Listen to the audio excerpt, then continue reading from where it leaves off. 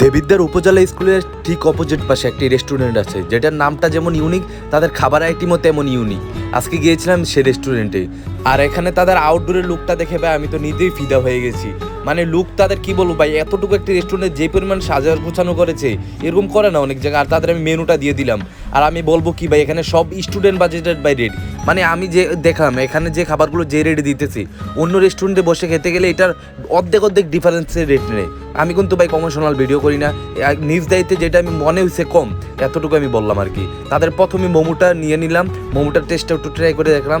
মানে মোমোর আইটেমে কী তো বলবো ভাই, মোমো এখানে 5টা দিয়েছে, 5টা রেট রেখেছে তারা মাত্র 100 টাকা, যেটা অন্য জায়গায় খেতে গেলে 200 টাকা কি 220 টাকা রাখে। এখন আবার মিনি পিজাটা দেখে ভাই আমার একটু নিজের কাছে অবাক লাগলো। মিনির পিজার কথা ভাই কী বলবো, সব জায়গায় পিজা খেয়ে আমরা 450 টাকা 500 টাকা, আর এখানে মিনি পিজার রেট রাখছে মাত্র 220 টাকা।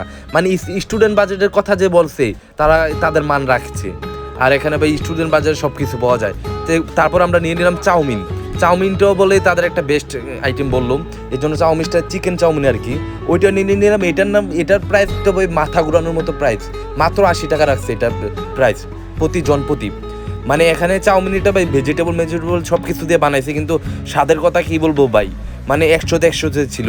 আর আমার বন্ধু বলতেছে শেফালি মুখে আয়, শেফালি মুখে ঢুকতে আসে, এখন কী করবো বলতেছি। তো যাই হোক, আমরা ভালোই এখানে এসে খাবার দাবার খেলাম। তো আজ এই পর্যন্ত, সবাই ভালো থাকবেন, আল্লাহ হাফেজ, দেখা হচ্ছে আবার নতুন ভিডিওতে।